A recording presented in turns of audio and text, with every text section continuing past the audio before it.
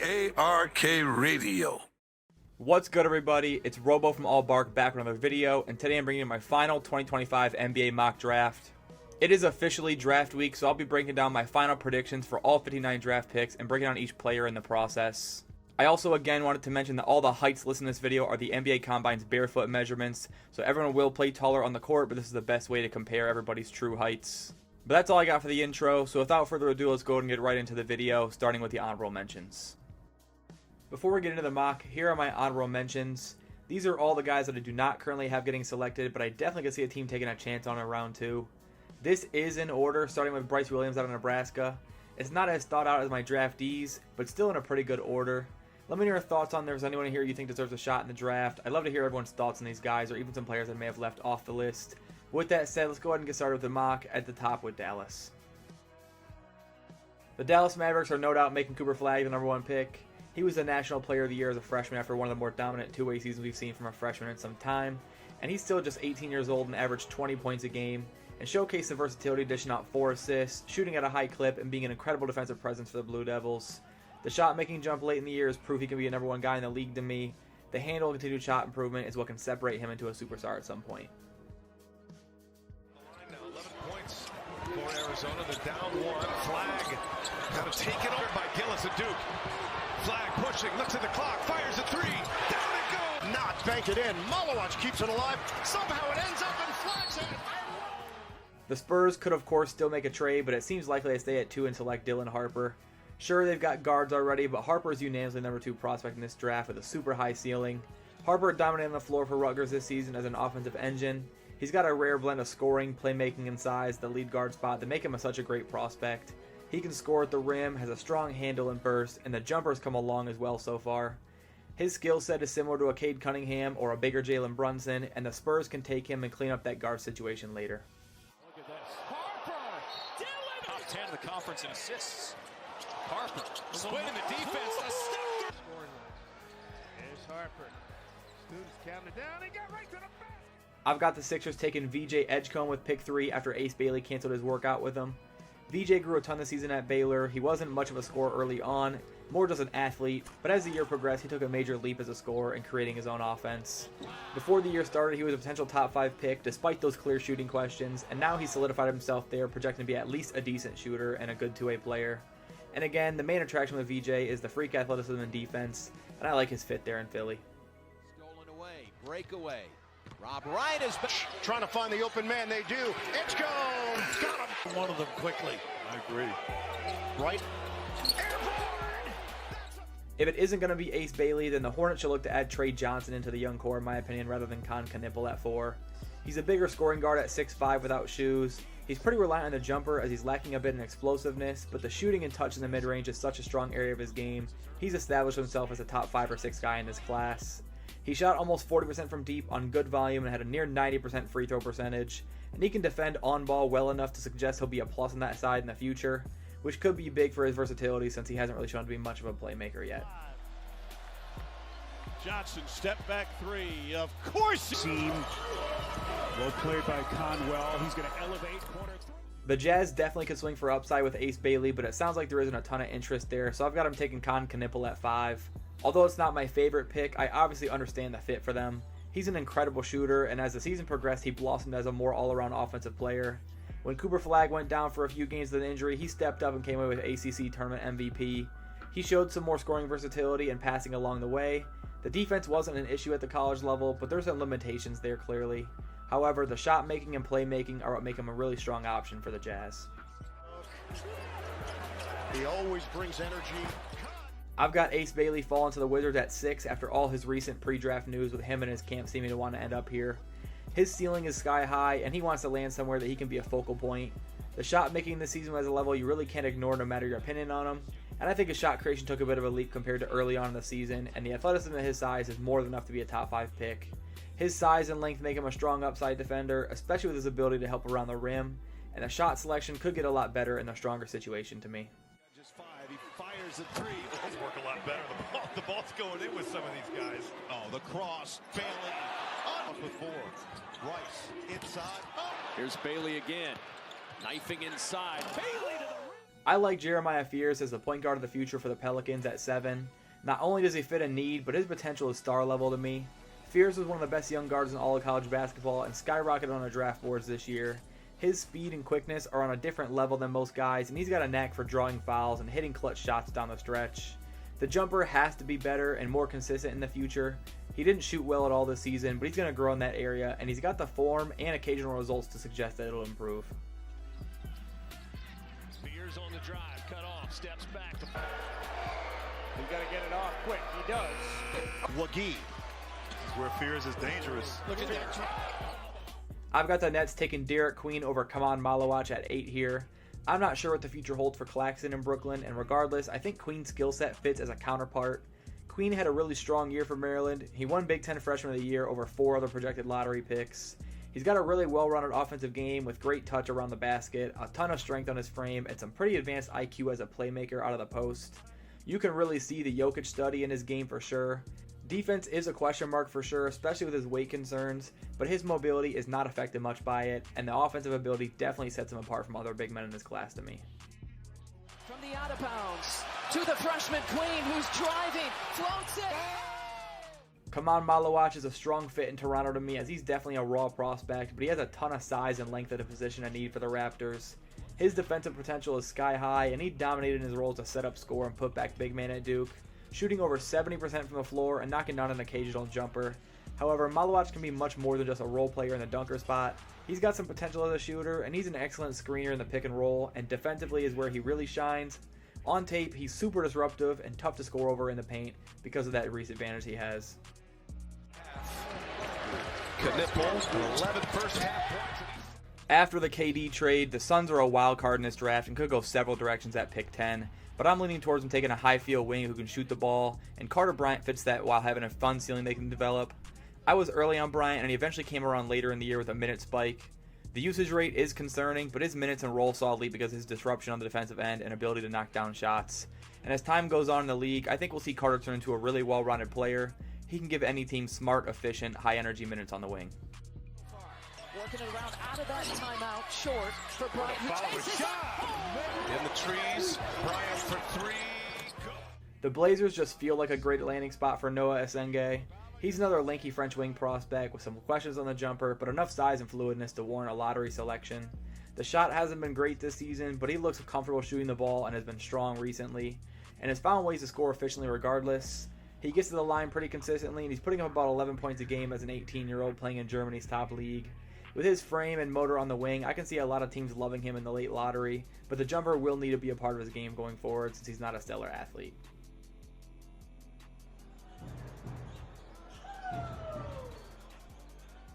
I like the Bulls landing a local college stud out of Illinois with Kasparis Yakuchonis at 12. He can play solid minutes early with his playmaking ability and offensive upside. He had an incredible start to the year, becoming a potential top 3 pick by midseason, but some turnover issues and an efficiency drop-off slid him way down for me. I still think he's worthy of a lottery pick though, and he's such a fun player to watch. He has all the tools a guard needs to succeed in the NBA, and he's got great size for a lead guard, and I completely buy the jumper despite the percentage this season. Canada. Yakuchonis. Shot clock at 7, the free. Igor Demon to the Hawks would be a quality draft addition to me. Atlanta is kind of in purgatory right now, so swinging on a high potential to add to the core with Trey, Dyson, and Johnson makes sense. I could also see this being a big like CMB or Sorber, but Igor had a really solid tournament run for BYU. He's got some really high level creation skill and is a legit 6'8" without shoes, so he can play on the wing. He's arguably the best passer in the draft. The shooting slump was real though, and proved he's got a lot of room for improvement as a scorer. Though I still think his playmaking, handle, and fluidness at his size is more than enough to consider him in the lottery. And if he ever gets more explosive and consistent, the potential is through the roof with him.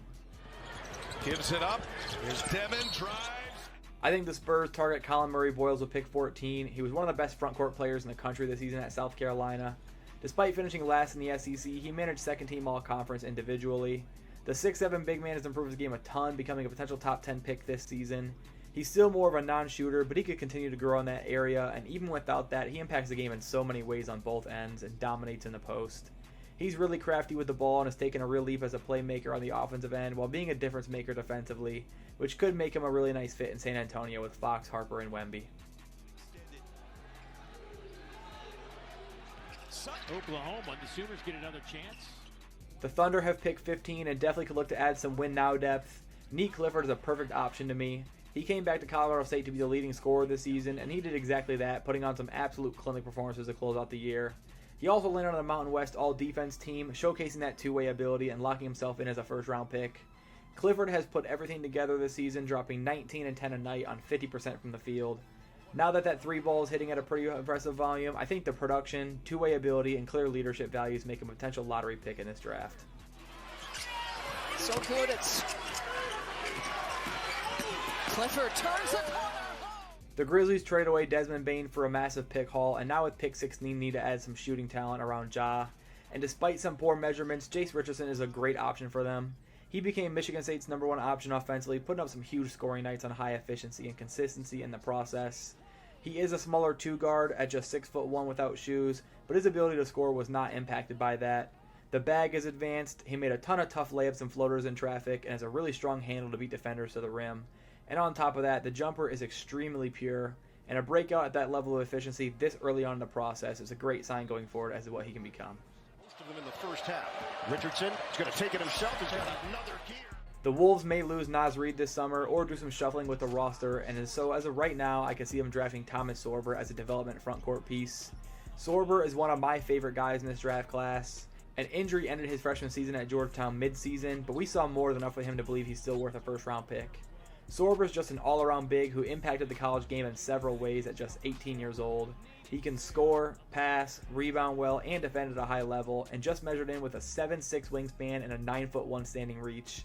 If he continues along this development curve, this could end up an incredible value pick for Minnesota. Sorber.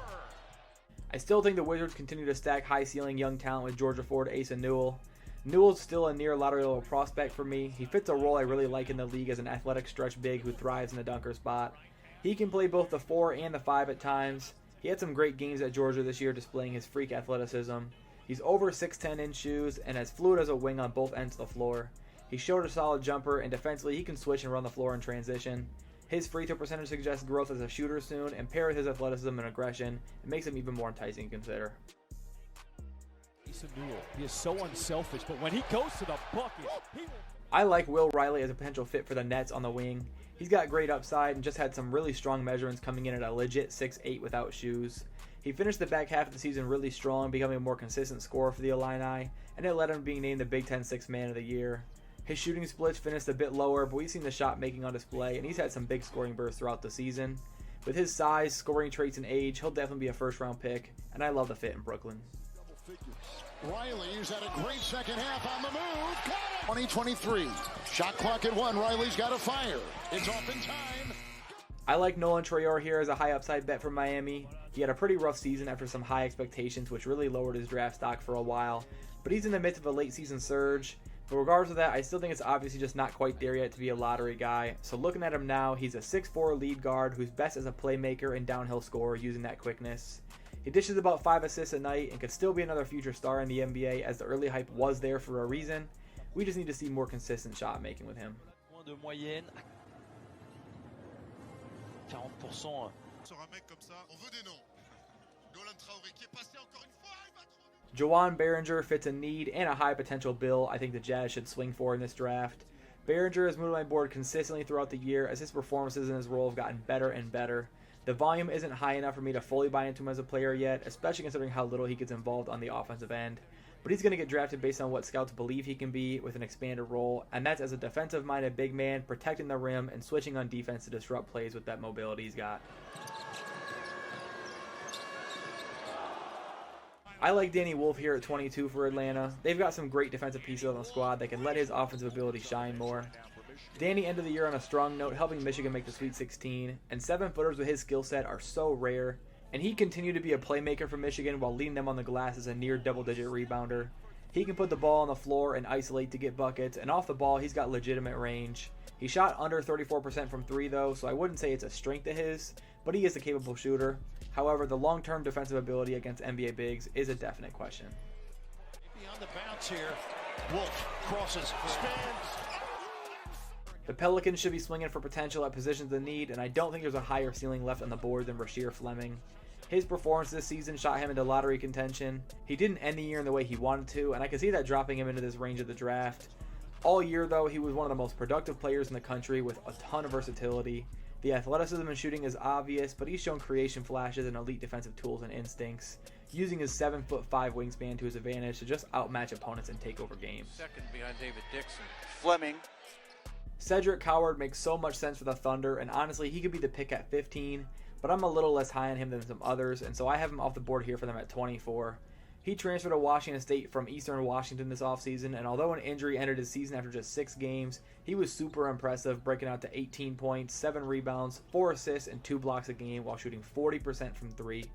The well-roundedness he showed, on top of his +9 wingspan and combine shooting display, have skyrocketed him up the draft board, so this could end up a great pick for OKC. A trio of former teammates definitely helps us. The Magic could be getting a steal here with Liam McNeely still on the board. I've definitely cooled off on Liam lately after diving into his year. He's definitely a better shooter than his percentages on the year paint him to be, but being what they are on top of his lesser defensive ability and rim finishing, it's obvious as to why his stock has taken a hit. The ceiling isn't super high, but he can definitely be an early plug and play in a rotation. Most scouts know his capabilities as a shooter and off-ball scorer though, and he still dropped 37 points this year as a freshman. So I still see him fitting in well into the NBA as an off-ball movement shooter and connector. Johnson, the cutter, McNeely rises up. Walter Clayton Jr. can end the steal of the draft for Brooklyn here at 26. Clayton was one of the most exciting players to watch in the country this season. The NCAA Tournament Most Outstanding Player could go higher than this, but his age and size combined with a score-first role could limit his stock. But he averaged over 4 assists a game and made some incredible plays throughout the year, and his improvement as a finisher is a great sign that he'll be able to score at the next level beyond just shooting. So I really like his potential and compare him to a guy like Peyton Pritchard. Nice split. Oh, Clayton! Clayton, head and shoulder fake, step back, out. 10 to shoot. Clayton the drive. Noah Penda still on the board at 27 would be an ideal fit for the Nets to me. There's some mixed opinions on Penda, as some think he's a lottery level talent. I'm a little lower on him, but I see the appeal as he got a good shot despite the lower percentage. He's a strong defender with a great frame on the wing and seems to have good instincts on the floor. He's not a great athlete, but he's versatile enough as a player for NBA teams to be really interested in him as a future plus defensive floor spacer on the wing, and could end up a draft gem if he's available here. Been one of the stars of the show today. 14 points for Diawara. Hugo Gonzalez is a realistic option for the Celtics at 28. He hasn't moved much on my board this year, mostly due to a smaller role playing for Real Madrid, but he had a couple breakout games towards the end of the year. Scouts like his athleticism and effort level on the floor. We started to see more self-creation and improved shot making in his minutes, but they've dipped back down lately, so I'm still pretty split with him. But he's had some solid production in his role as a young player in the EuroLeague so far, and clearly has the tools to be a good player going forward. Maxime Reynaud has really started to move up the board lately and should deservedly end up a first-round pick, and I've got the Suns grabbing him here at 29. I think this would be an incredible fit for Phoenix. He was one of the best offensive big men in the country this season. The senior averaged 20 points a game and over 10 rebounds, and has a great mix of footwork in the paint as well as a confident jumper. He hit the second most threes for a 7-footer in a season this year. As a defender, he definitely has to improve, but the offensive talent is more than worth the risk. Nice fake. Reynaud going for the side. The Clippers should start looking at some upside picks for their future and take Ben Serif as a high-value project pick. He's a 6'6" guard from Israel playing in Germany and has done a great job as an all-around point guard, scoring primarily at the rim and in the mid-range, using a great handle and change of pace to get to his spots. The downside is the lack of explosiveness and a lower three-point percentage with some shaky mechanics. But if that jumper does come around, he could become an impact player fairly early on in his career. Half-court set. Montero having to match up with Saraf. There's a step back. There's a three. The Wolves adding an athletic defensive wing and Adu Thiero would be a solid addition at 31. He missed some time this year, but he's healthy now, and he's come a long way as a player since Kentucky. He's a stellar athlete who knows how to use it to his advantage and create his own offense. And he's got good size in the wing combined with great footwork on the ball, which helped make him one of the best inside the arc scorers in the country. The jumper needs work, and he doesn't play make much, but he can fit into a strong bench role. Thiero with the blow by. Whoa! To the hands of Owe. Thiero. After going with value and upside with a Hugo pick, I think Cam Jones would be a quality second-round pick for the Celtics to add to potentially be a rotation piece early on. Cam is one of the most experienced players in the entire class and was a consensus All-American. He was one of my hidden gems in last year's draft class before he pulled out, and I think the extra year at Marquette was the right move, as his performance this season where he stepped up as a playmaker helped his stock a lot. We know he can get buckets at the college level as he's super crafty with a strong jumper, but 6 assists a night make him much more intriguing for NBA teams. Drake Powell had a slower year than he had hoped for, but we still see the talent on display, especially on the defensive end. The freshman had a ton of hype as a defensive wing prospect, and he mainly played in a spot-up role, but he was much more than that previously. He shot 38% from deep this year and is a great motor on both ends of the floor, and again, his values on the defensive end, as well as the efficiency he showed in the three-point shot this season, which could be a great fit for Charlotte. Drake Powell, pull up, pop, got it to RJ Davis. Drives all the way through. In the corner left to Powell for three. I can see the Hornets adding more NBA-ready size with a guy like Ryan Kalkbrenner, who is one of the most dominant bigs in all of college basketball, especially as a rim protector. He took home the Big East Defensive Player of the Year award 4 times, using his size to his advantage and being really effective as a disruptor around the rim, even though he's not the most mobile center out there. Offensively, the range is expanding, but still has a ways to go with consistency to me. The step through and Kalkbrenner. Stephen Ashford still has not scored yet. As Kalkbrenner takes it outside for 29 against Duke in the ACC title game.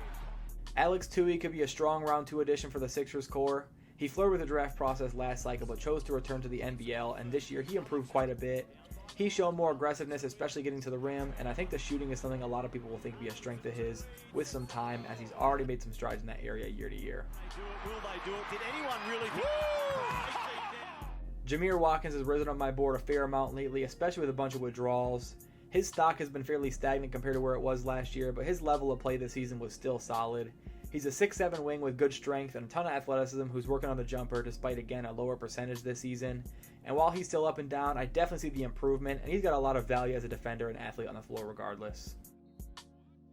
The Pistons could definitely have interest in taking Tennessee standout shooter Chaz Lanier. They worked him out privately and could add the shooter if they let Hardaway walk in free agency. Chaz is a gifted offensive weapon and finished his college career with a 40% three-point percentage on almost 700 attempts. The defense and playmaking is definitely lacking, which is why he's a second-round guy, but his quick release and elite efficiency is a great asset that could draw a ton of interest. Lanier with 10 first-half points. Penn State's Yannick Conan Niederhauser would be a great upside pick for San Antonio behind Wemby.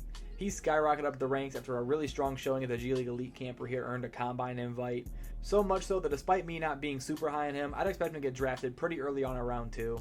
He's got some development to do in order to be an effective NBA player, but the athleticism is obvious and he plays with great energy, especially on the defensive end and attacking the rim as a roll man. Boga Markovic just feels like a Rockets project pick that pans out. I think he's one of the better second-round project picks in this class. He is frail for 6'11", but he seems to be filling out a bit and should continue to grow in that area. He scores mostly with spot-up jumpers, running the floor and having great touch in the post, and the mobility is a big draw for his potential at his size. Markovic.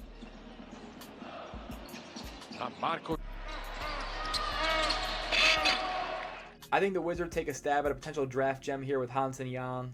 Yang's a massive old-school big man out of China who has dominated with footwork, high-level passing reads, and elite rebounding. The downsides are the slow feet, lack of explosion, and limited range, but he's averaged over 20 and 11 in the CBA since mid-March, has shown really strong touch and feel, and the jumper could come along as he's knocked down some threes, which would be huge for his future.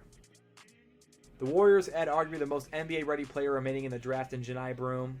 He's a stretch big rim protector and is one of the best players in college basketball this season, finishing runner-up for National Player of the Year.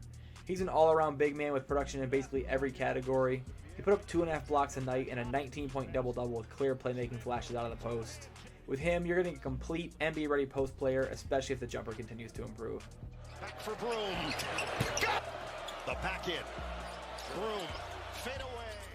After trading away De'Aaron Fox, the Kings could use more options at point guard, and Tyrese Proctor had his best season of his career this year, especially from a shooting standpoint. Over 40% from 3, including a red-hot start to the tournament, and also a career-high 45% from the floor. The assist totals were down with Cooper Flagg and a guard-heavy team this season, so I buy the previous creation with a now much-improved jumper. 250 with a ridiculous wingspan. Say goodnight. Proctor. I like the Jazz improving their defense in the backcourt by grabbing Zion James at 43. He came to Duke this offseason from Tulane and was a very high-quality starting guard for one of the best teams in the country.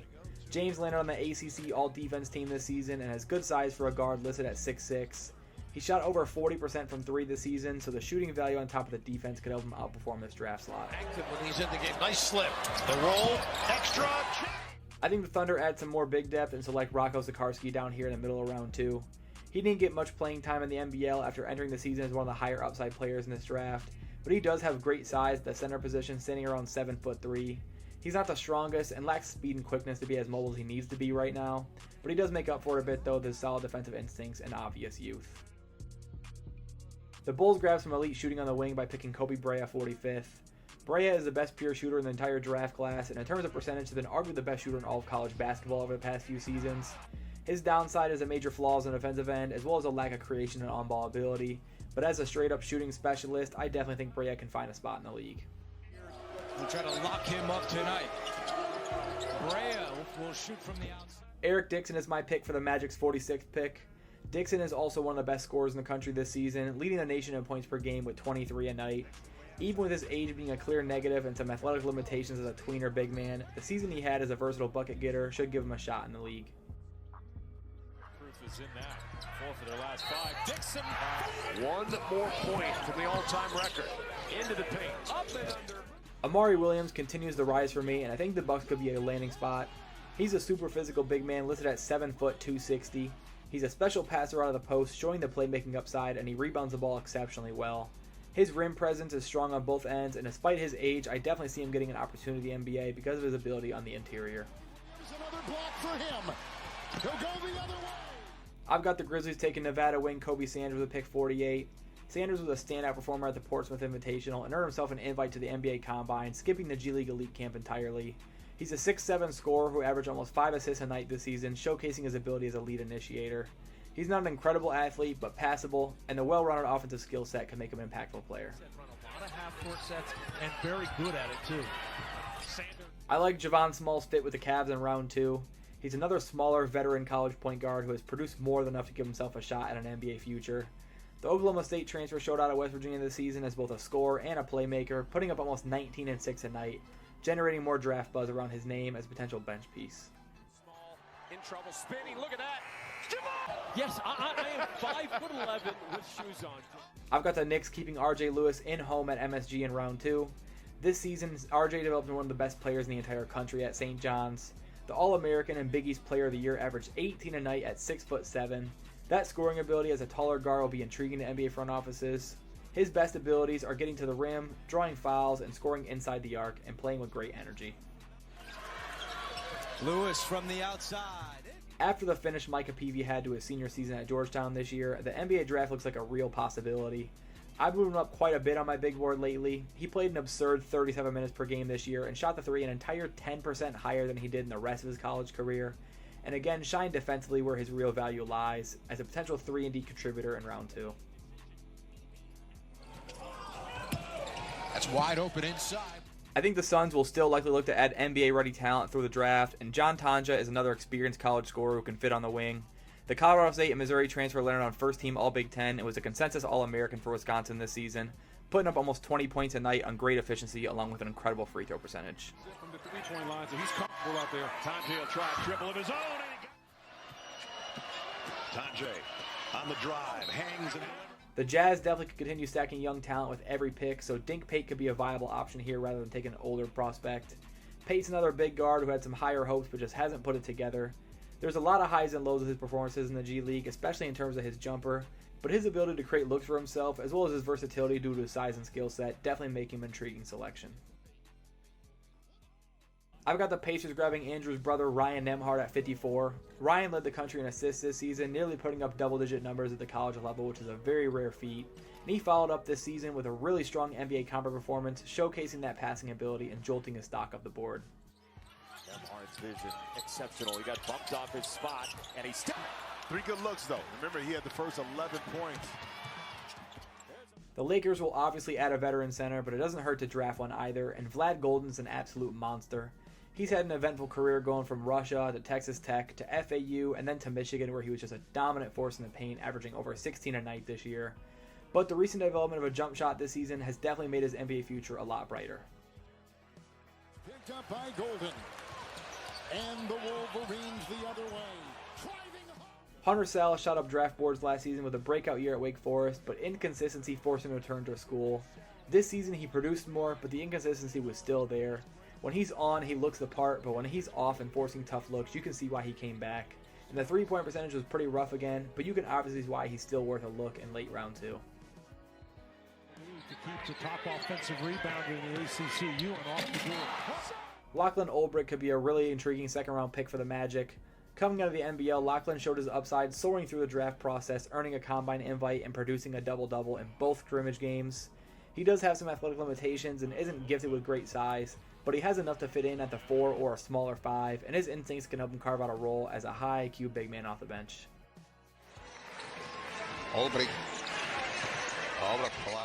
Elijah Martin was a great player at FAU, but he really put his name on the NBA map this season after taking another step at Florida and helping win a national championship in the process.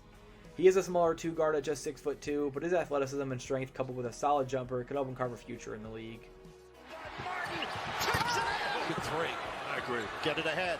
Martin, step back 3. He's 1 turnover in the last 11, but they get one right there in the first minute of the second. That's it. With the last pick, I had the Suns going with Alabama star Mark Sears. Sears is a pretty undersized guard for the NBA, but he has the shooting ability to make it work.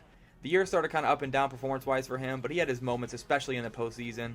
His size and play style may make teams shy away, but being as good of a shooter and playmaker as he is should get him a look regardless. NCAA tournament record. Sears has it tied. This is for...